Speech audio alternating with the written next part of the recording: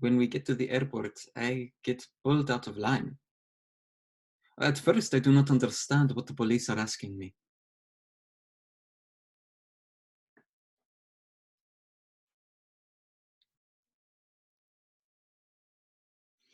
And then I do. In my culture, there is a word, el aura, the area between your stomach and your knees. It is forbidden in my religion for anyone to see this but my wife. To have a woman in the room watching this. Watching me.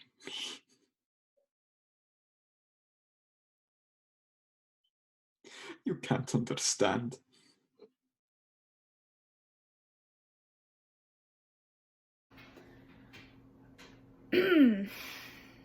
You're a bum. And you're nuts. And you broke my heart, even though I loved you, and I hold you strictly responsible. No matter how you squirm under the light. Listen, I don't care. You treated me like crap. You rob your mother. You pork my sister. I don't care. Just as long as you finally cop to being the prick who did that stuff. But this standing above, outside, like it happened, but ain't that a shame? But I don't do that anymore. It must have been somebody else, Mr. Crazy, Mr. Compulsed, Mr. Explanation, Mr. Nobody's Home. That line of crap drives me totally insane. In which condition, I might slit your throat. But if I do, I did it. Just exactly me. God, I miss you. I am so lonely for you. I wish you'd just wake up. I wish you'd just kiss me when you're awake.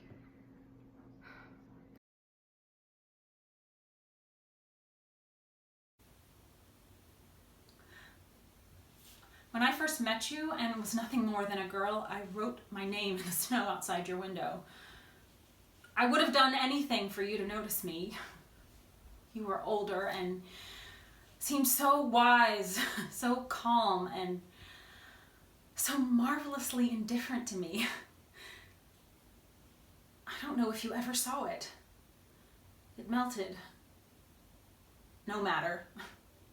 If you saw my name in the snow, all you'd see was a natural substance.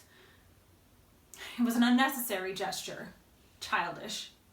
A name in the snow, but a gift must be unnecessary for it to be good. But you want it to be useful.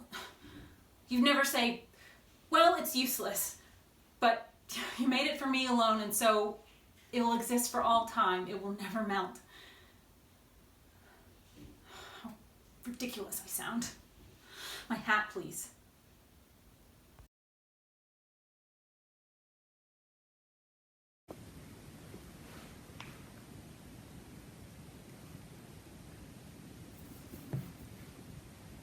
Can I ask you something? No, seriously, can I ask you something? When you go to the toilet, do you miss on purpose? Because lately, every time I go in the bathroom, there is pee all over the floor. Little drips and drabs. So I am constantly cleaning up your little pee-pee puddles. Look, can I ask you a favor? Okay. Next time you go to the bathroom, aim. That's all I'm asking. I mean, how hard can I get the little guy to aim at the toilet? It can't be the... Sometimes it shoots off in different directions. If you know that this is a problem, why do you leave it behind for me? It's so lazy and just... I can't believe that you would accept leaving pee on the floor. It's... In case you didn't realize this, urine tends to smell, especially after it dries, because then it lingers.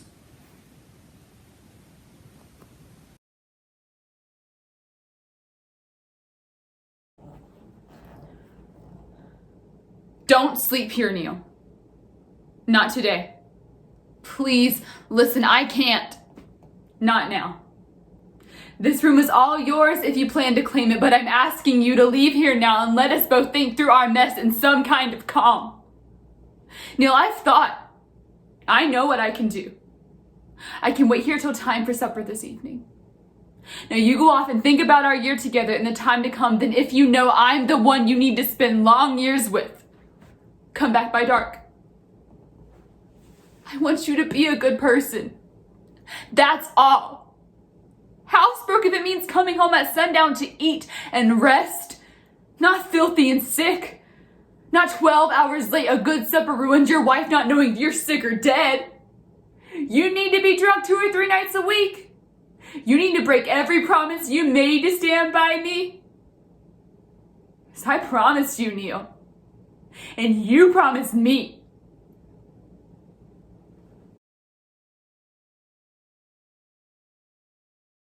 Don't do it.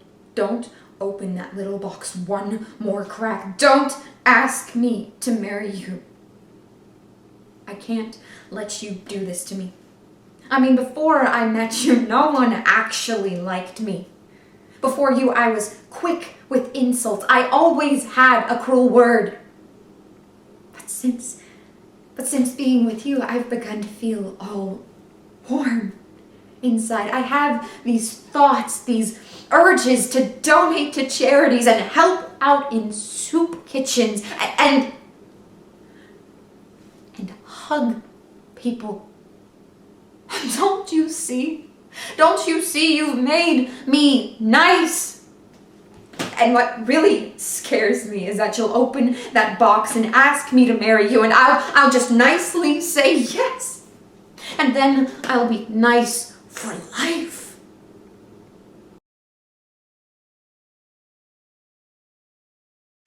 And I don't know how I let that happen. I lost it on national television. But, we'd been up for 72 hours straight and had gone home and gone to sleep for half an hour and had to get up and come in. Maybe I was just I don't know. But in a moment of complete brain deadness, while I was there reading that statement, I thought about my own 4 daughters. And go home and hug your kids, and she didn't have her kid anymore. And there I am, and I'm thinking, this is so lame. And we started getting people sending us emails and letters, and most of them were generally very kind, but I did get this one. This guy wrote me and said, do you cry like a baby on TV for all of your patients or just the faggots? And as I told you before, homosexuality is not a lifestyle with which I agree. But having been thrown into this, I guess I didn't understand the magnitude with which some people hate. Of all the letters we got, maybe 2 or 3 were like that. Most of them were, thank you for your caring and compassion. And Matthew had caring and compassion from the moment he got here.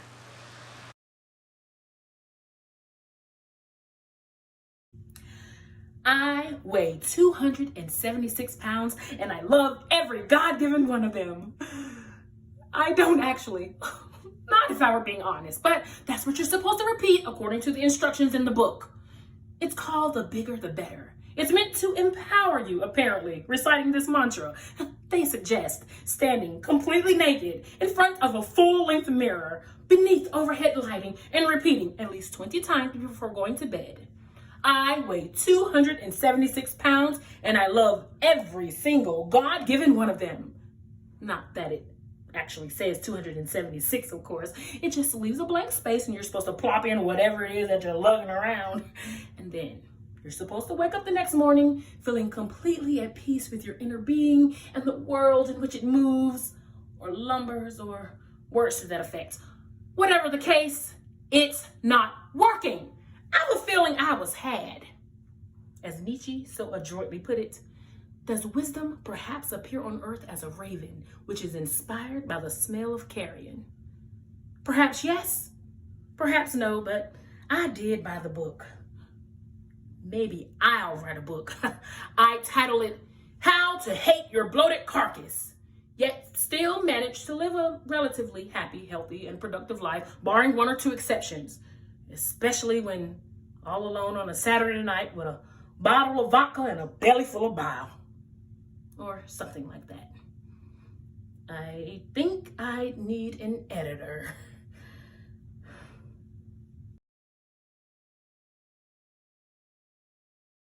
I guess some girls dream about their weddings, but I always dreamed about my funeral.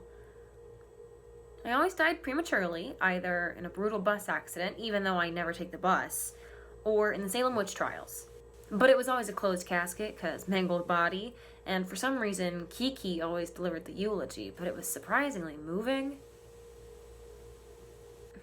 But now I'm at my wedding, and you read my favorite Edna St. Vincent Millay poem, and my husband's name is Roger. I did not see that coming, but I'm glad I stuck around for it. Because now, when I wake up in the morning, my first thought isn't, shit, I'm still not dead. It's like, oh, it's morning.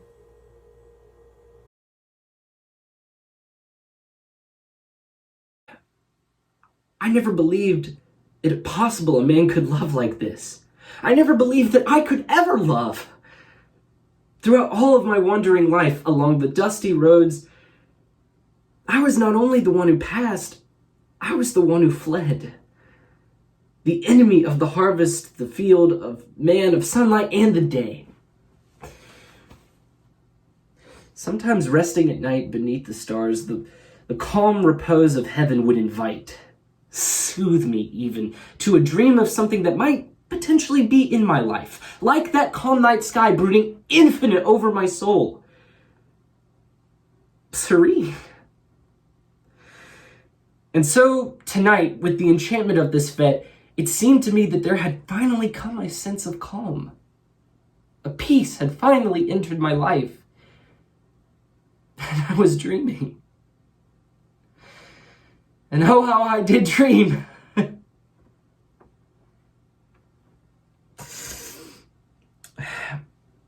But tomorrow it will again be the bitter flight, and I could never bear to be taken here, where she is, and where she may ever have cause to be ashamed of ever having known me and the lustful rogue that I have been.